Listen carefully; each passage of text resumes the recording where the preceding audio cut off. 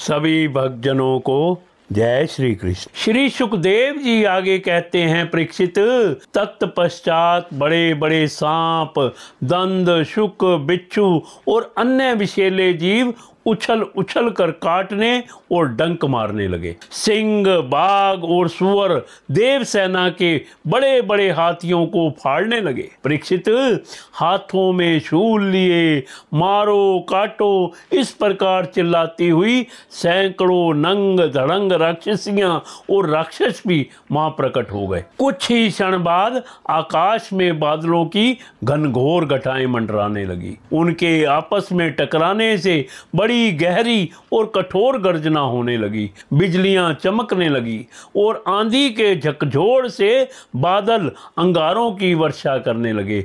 दैत्यराज बलि ने प्रलय की अग्नि के समान बड़ी भयानक आग की सृष्टि की। वह बात ही बातों में वायु की सहायता से देव सेना को जलाने लगी। थोड़ी ही देर में ऐसा जान पड़ा कि प्रबल आंधी के थपेड़ों से समुद्र में बड़ी बड़ी लहरें और भयानक भंवर उठ रहे हैं और वह अपनी मर्यादा छोड़कर चारों ओर से देव सेना को घेरता हुआ उमड़ा आ रहा है। इस प्रकार जब उन भयानक असुरों ने बहुत बड़ी माया की सृष्टि की और स्वयं अपनी माया के प्रभाव से छिप रहे, न दिखने के कारण उन पर प्रहार भी नहीं किया जा सकता था, तब देवताओं के सैनिक बहुत दुखी हो गए। परीक्षित, इंद्र आदि देवताओं ने उनकी माया का प्रतिकार करने के लिए बहुत कुछ सोचा विचारा, परंतु उन्हें कुछ ना सूझा।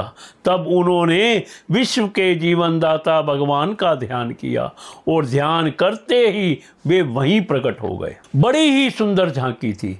गरुड़ के कंधे पर उनके चरण कमल विराजमान थे। नवीन कमल के समान बड़े ही कोमल नेत्र थे।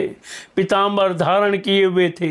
8 भुजाओं में 8 आयुध, गले में कौस्तुभमणि, मस्तक पर अमूल्य मुकुट एवं कानों में कुंडल झलमला रहे थे। देवताओं ने अपने नेत्रों से भगवान की इस छवि का दर्शन किया। परम पुरुष परमात्मा के प्रकट होते ही उनके प्रभाव से असुरों की वह कपट भरी माया विलीन हो गई। ठीक वैसे ही जैसे जग जाने पर स्वप्न की वस्तुओं का पता नहीं चलता, ठीक ही है भगवान की स्मृति समस्त विपत्तियों से मुक्त कर देती है। इसके बाद काल नेमी दैत्य ने देखा कि लड़ाई के मैदान में गरुड़ वाहन भगवान आ गए हैं।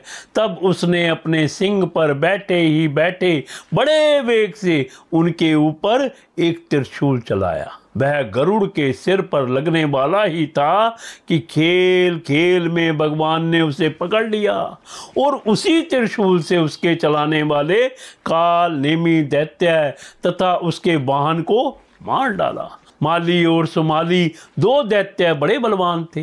भगवान ने युद्ध में अपने चक्र से उनके सिर भी काट डाले और वे निर्जीव होकर गिर पड़े। तदंतर माल्यवान ने अपनी प्रचंड गदा से गरुड़ पर बड़े वेग के साथ प्रहार किया, परंतु गर्जना करते हुए माल्यवान के प्रहार करते ना करते ही भगवान ने चक्र से उसके सिर को भी धड़ से अलग कर दिया। श्री सुखदेव जी कहते हैं, परीक्षित, परम पुरुष भगवान की अहेतु की कृपा से देवताओं की घबराहट जाती रही। उनमें नवीन उत्साह का संचार हो गया। पहले इंद्र, वायु आदि देवगण रणभूमि में जिन जिन दैत्यों से आहत हुए थे, उन्हीं के ऊपर अब वे पूरी शक्ति से प्रहार करने लगे। परम ऐश्वर्यशाली इंद्र ने बलि से लड़ते लड़ते जब उन पर क्रोध करके वज्र उठाया, तब सारी प्रजा में हाहाकार मच गया। बलि अस्त्र शस्त्र से सुसज्जित होकर बड़े उत्साह से युद्ध भूमि में बड़ी निर्भयता से डट कर विचर रहे थे। उनको अपने सामने ही देखकर हाथ में वज्र लिए हुए इंद्र ने उनका तिरस्कार करके कहा,